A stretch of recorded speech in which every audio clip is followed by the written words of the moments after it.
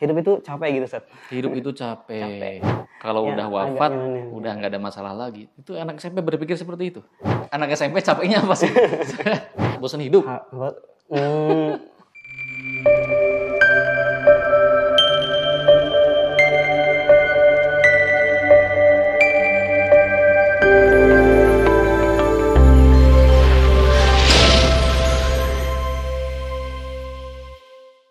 Assalamualaikum warahmatullahi wabarakatuh. Sahabat cinta Quran, selamat datang di program Insecure, Inspirasi Quran.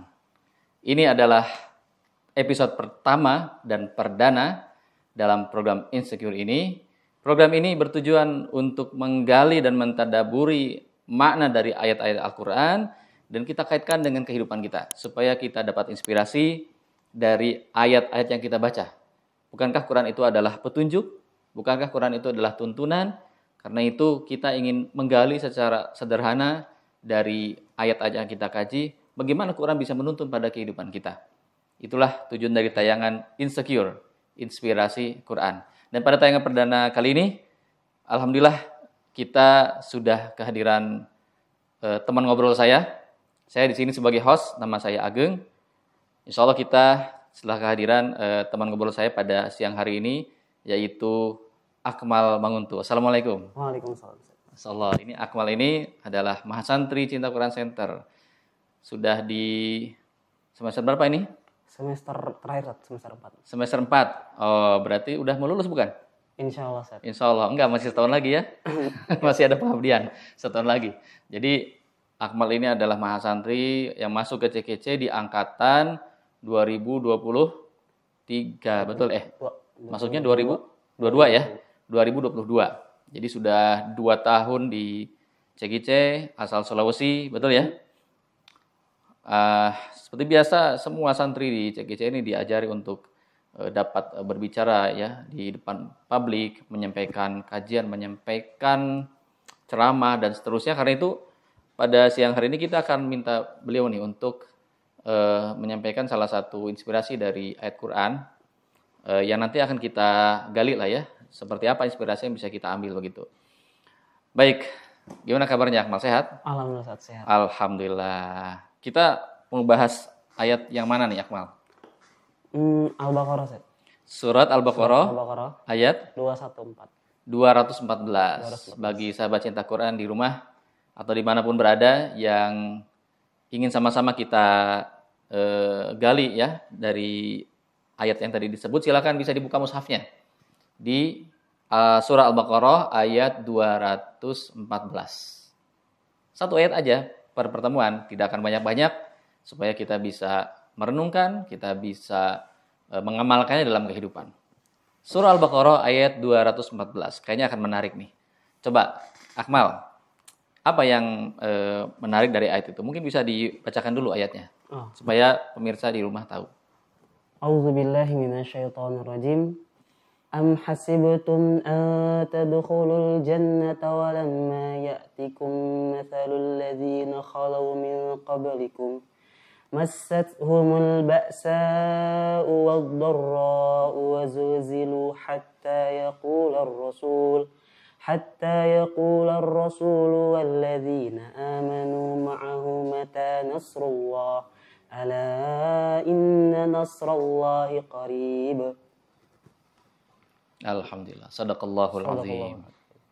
Terjemahannya tahu? Insya Allah, Ustaz. Coba Kurang lebih dibaca. terjemahnya, apakah kalian mengira kalian akan masuk surga begitu saja? Padahal kalian belum mengalami, kalian belum melalui apa yang telah dilalui oleh Rasul dan umat beriman bersamanya.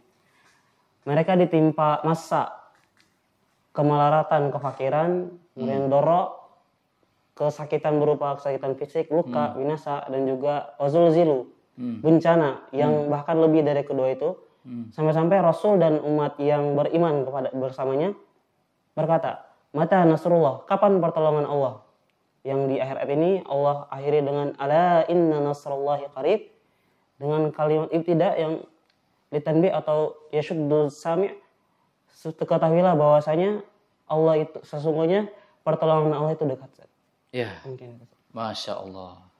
Ini ayat luar biasa ya. Luar biasa, Ustaz. Cukup panjang ayatnya dan di ayat ini Allah menggunakan isim istifham ya. Allah menggunakan kata tanya di situ.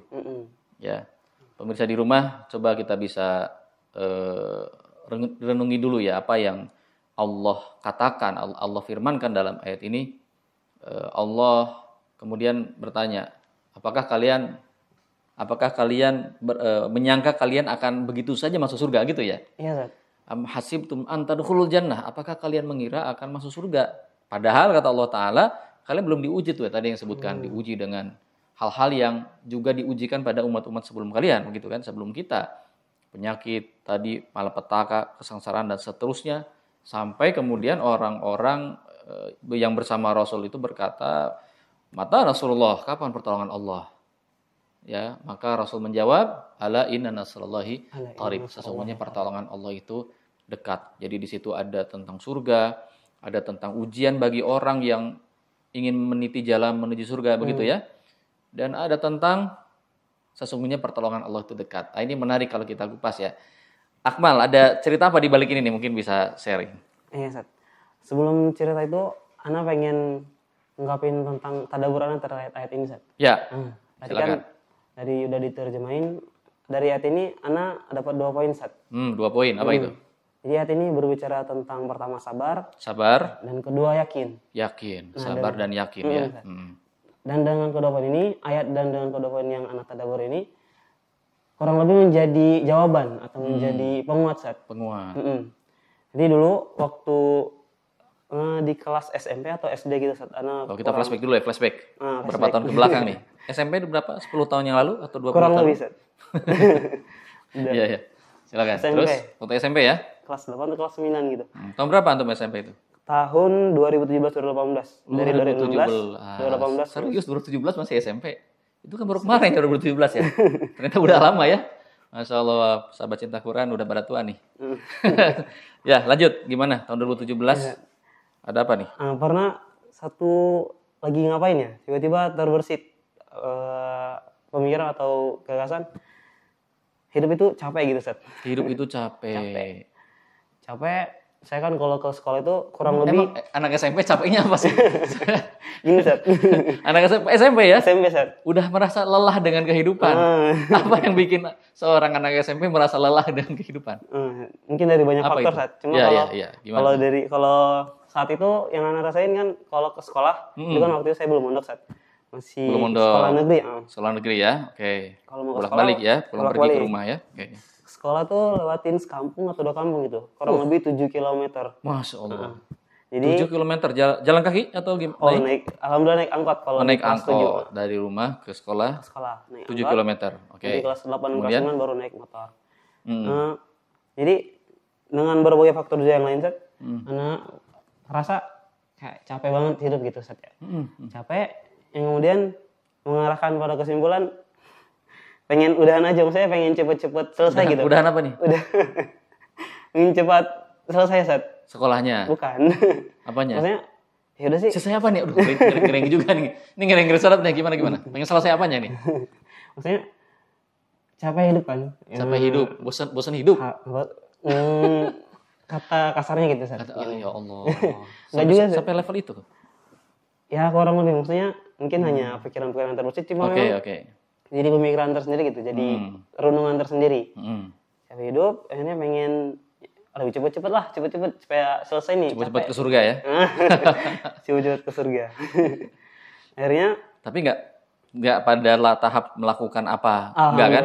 untungnya pada saat itu tidak ada kepikiran untuk bunuh diri atau hal-hal yang mengarah ke situ. Alhamdulillahnya saat. Nah, Cuma pengen cepat-cepat masuk surga aja ya. iya pengen cepet-cepet. Jadi masuk kalau surga. seandainya ada pintu kemana saja Doraemon tuh langsung surga gitu ya. Udahlah di surga aja daripada dunia capek ya. Kalau udah gitu, Gitu kan ya? saya paling pertama kayak gitu. Kemudian ayat ini tuh ketemunya atau tadabburnya saat ya di kurang lebih tahun 2021 lah. 2021 gitu. Itu Di saat lulus SMA. Nah, SMA baru saya masuk pondok pesantren. oke. Tapi kan antum tadi merasa lelahnya di SMP tuh. Iya, Tapi baru ketemu ayat ini di 2021. Nah, terus gimana waktu SMP menyelesaikan masalah Dan itu? untungnya itu saya tidak ada terbersit hal-hal yang sampai jauh banget gitu. Oke.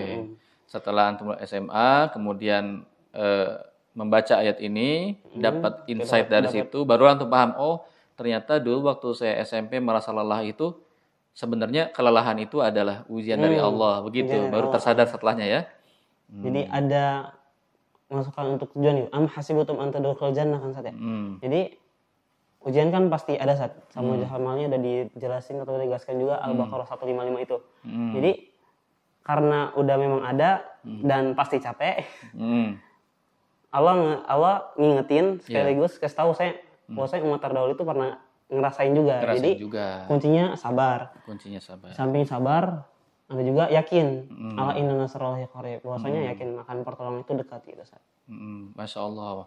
Setelah SMA, masalahnya makin besar atau makin kecil dari SMP tadi?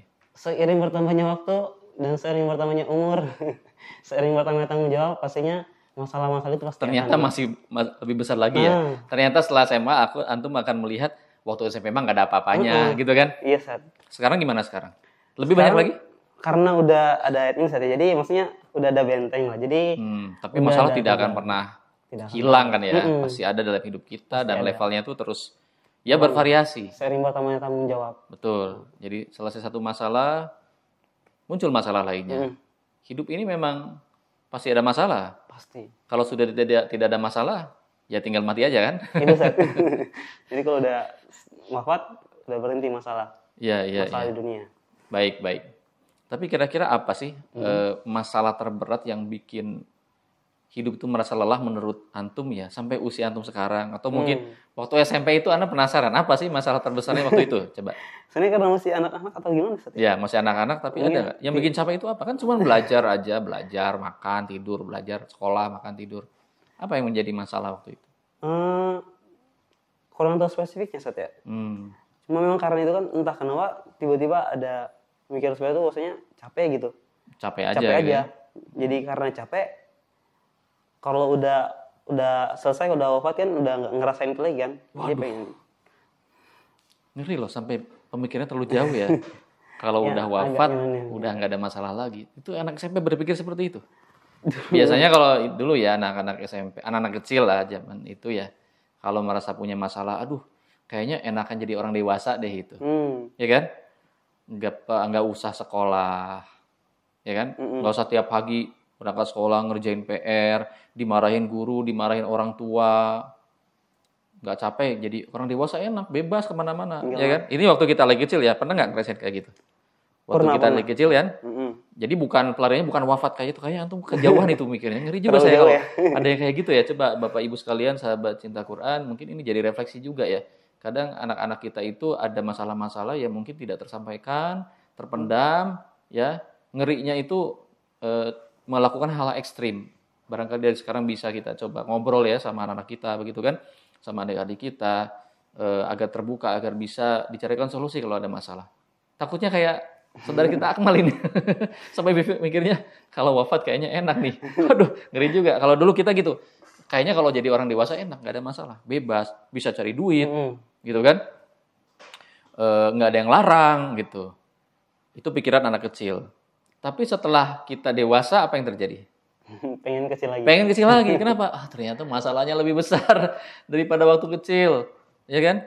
Masalahnya ada masalah keuangan, ya. Ada masalah pasangan, ada masalah orang tua, ada masalah kesehatan, ya.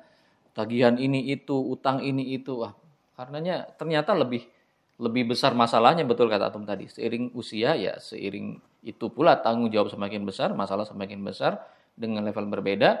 Jadi kita setelah besar kayaknya pengen jadi anak kecil lagi. Pelariannya itu, pengen anak kecil lagi, pengen jadi anak kecil lagi. Jadi karena saking banyaknya masalah, tapi tidak bisa dipungkiri Akmal ya, bahwa masalah-masalah seperti itu yang sampai pelariannya ekstrim itu memang ada gitu. Ya. Bukankah ada anak kecil yang bunuh diri? Kasus apa waktu itu ya? Ingat nggak? Kasus anak kecil bunuh diri. Anak SD bunuh diri. Coba kenapa itu? Karena dibully. Ya kan? Dibully di sekolah. Kemudian ada yang bunuh diri di rumahnya, ada yang sampai lompat di sekolah tuh, ada tuh. Nah itu. Ngeri juga sebetulnya kalau kita tidak punya yang antum sebut benteng tadi ya. Itu anak kecil. Yang orang dewasa juga ada kan? Kasus-kasus bunuh diri kemarin kan? Ada nggak? Yang lompat dari apartemen, ya. yang nabrakin diri ke kereta Nabrakin api diri ke dan kereta sebagainya. Ya, karena memang ketika nggak ada benteng, kita pelariannya apa kalau ya kalau bukan kepada Allah, kepada keimanan, pelariannya itu kepada yang lain gitu. Mm-mm. Nah itu tadi pengen mati aja gitu. Biar cepat selesai. Kalau sekarang di level usia sekarang menurut antum Ya, Ustaz. yang generasi antum ya kita sebutnya Gen Z ya Bapak Ibu Gen ya, Z. sahabat cinta Quran. Kalau Gen Z ya, Mm-mm. gitu. Kalau yang buat nyalain listrik itu apa namanya? Genset. Nah itu ya, mirip-mirip lah ya.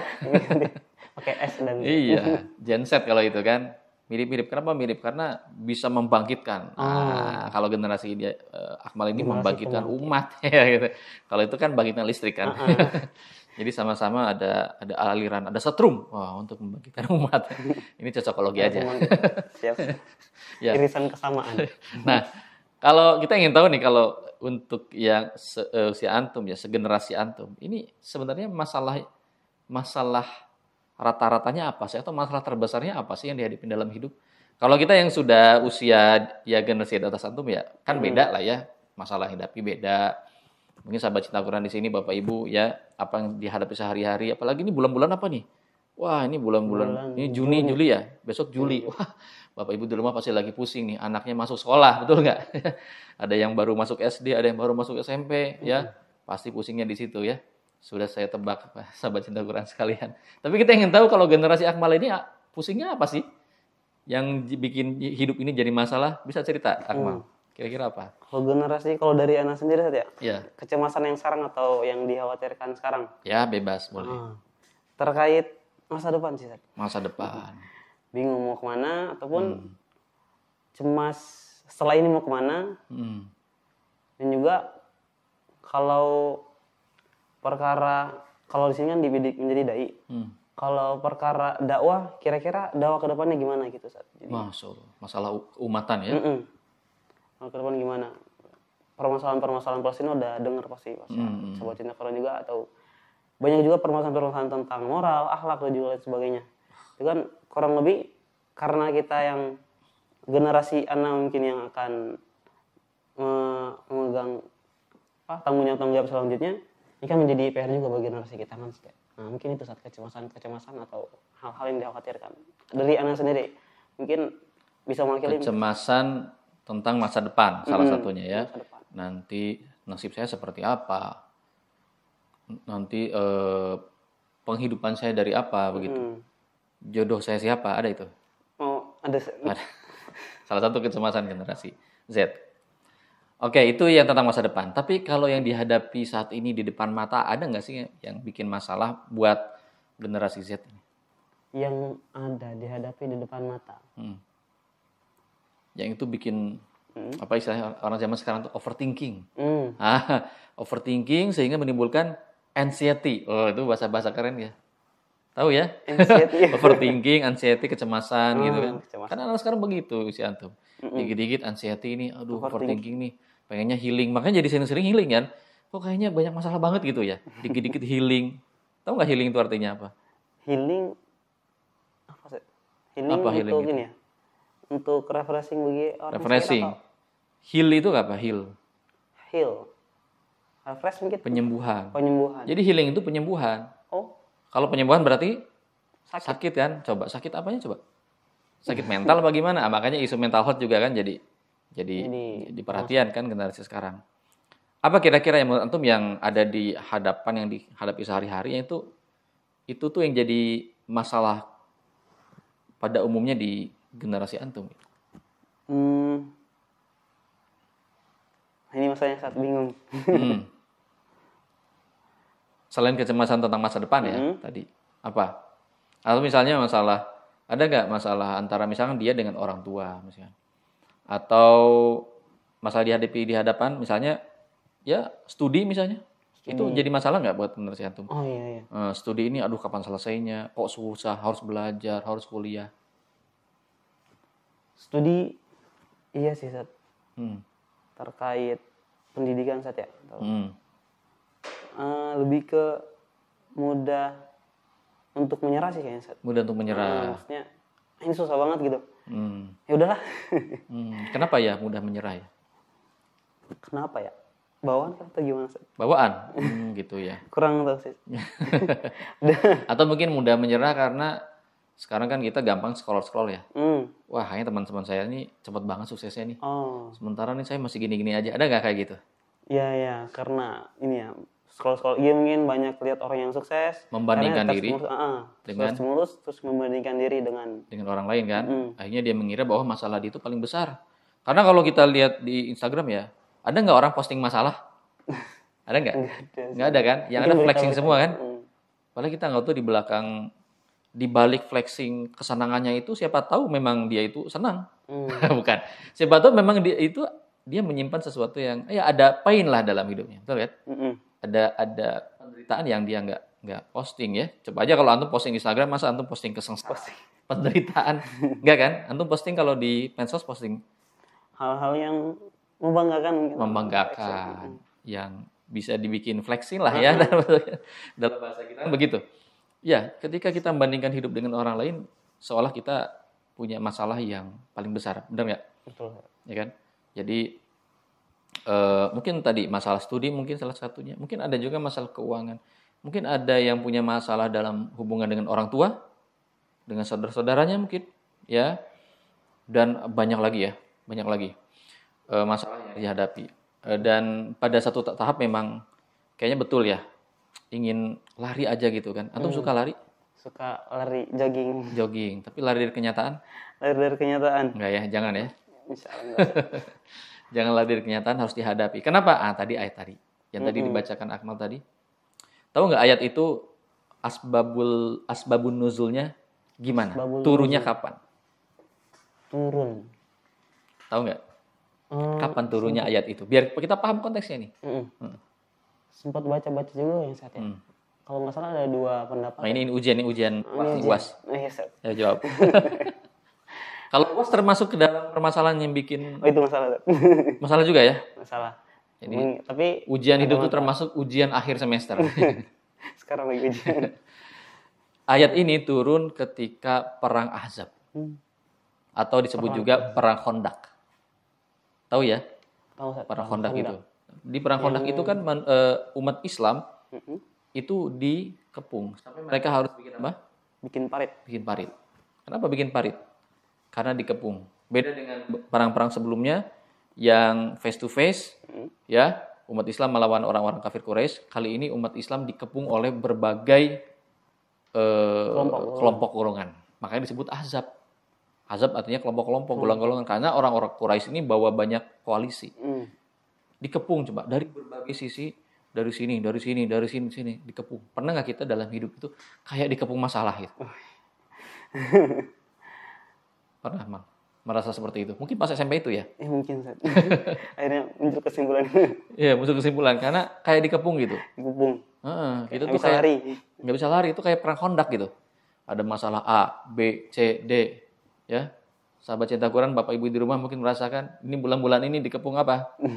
Anak masuk sekolah, tagihan listrik, ya, belum lagi dan sebagainya lah ya, banyak ya.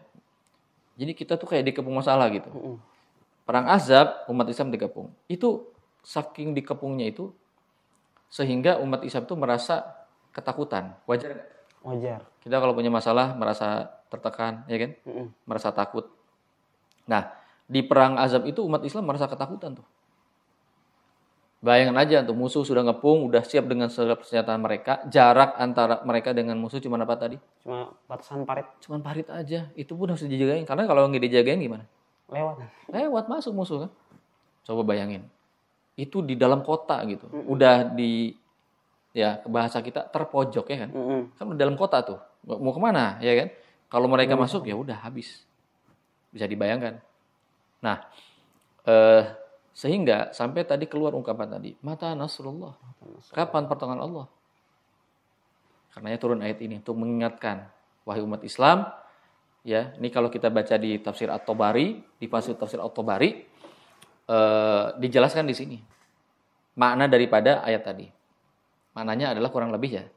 Ini Allah ingin berkata pada kita orang-orang beriman, wahai orang beriman, apakah kalian itu menyangka akan masuk surga padahal belum mendapatkan apa yang pernah diujikan pada orang-orang sebelum kalian. Siapa orang sebelum kalian itu? Sebelum kita. Para pengikut para nabi, pengikut para rasul. Mereka diuji. Dengan keimanan mereka itu diuji.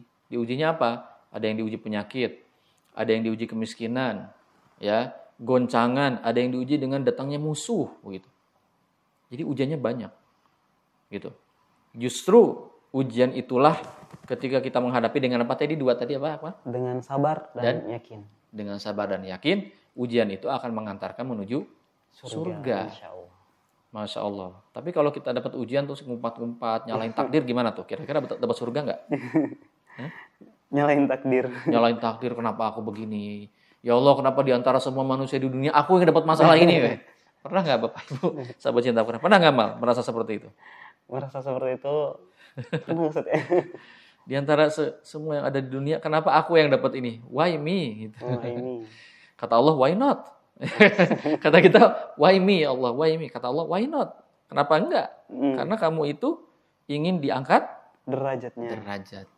Kita memaknai, jadi kita itu kan memang masalah pasti ada, tapi yang menjadi hal terpenting adalah bagaimana cara menghadapi masalah, memandang, merespon masalah itu kan.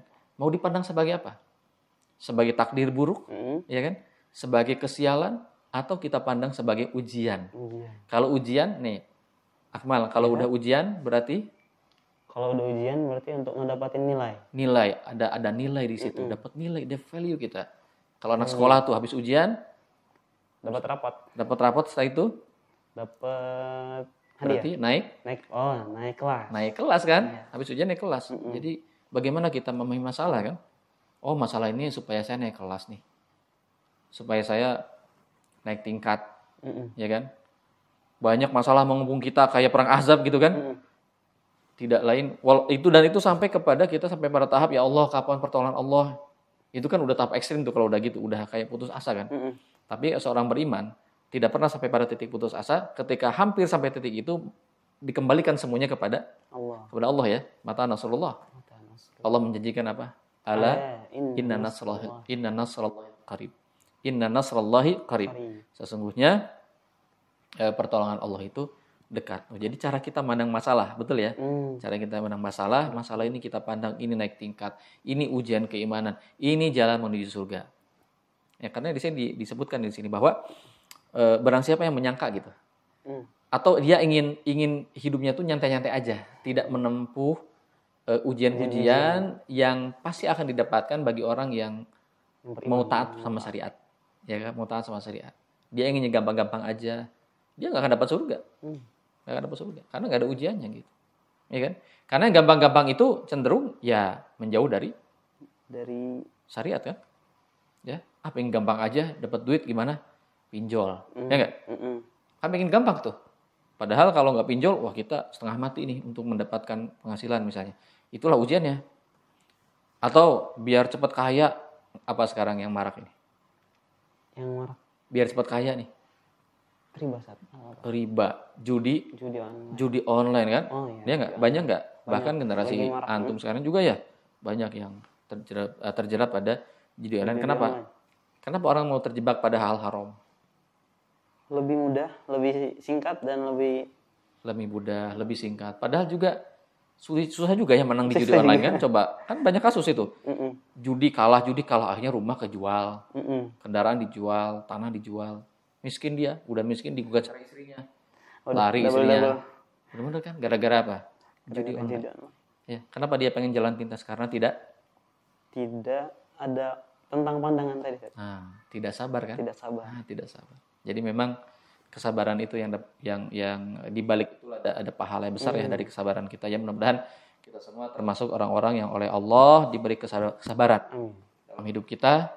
Ketika kita mendapatkan ujian dalam hidup, kita ingat ayat ini sebagaimana Akmal ingat ayat ini.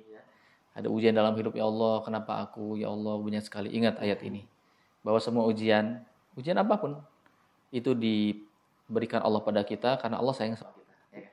Karena Allah ingin menguji kita, karena Allah ingin melihat kesabaran kita, dan dari kesabaran itu Allah akan memberikan pahala berlimpah, dan puncak daripada pahala yang berlimpah itu adalah surga. Ada pesan terakhir Akmal sebelum kita tutup acara ini? Pesan terakhir, closing statement, Ustaz. Ya, Asman. Selama masih ada kosakata berusaha mungkin saat ya, akan selalu ada bersabarlah yang akan membarengi mungkin itu. Setiap ada kata berusaha, maka akan senantiasa harus ada bersabarlah. Karena setiap ujian pasti ada, ya tadi untuk mungkin mengangkat derajat kita dan juga. Baik. Terima kasih Akmal Siap. atas sharing inspirasinya. Mudah-mudahan jadi inspirasi bagi kita semua. Jumpa lagi nanti di tayangan Insecure berikutnya. Wassalamualaikum warahmatullahi wabarakatuh. Waalaikumsalam warahmatullahi wabarakatuh.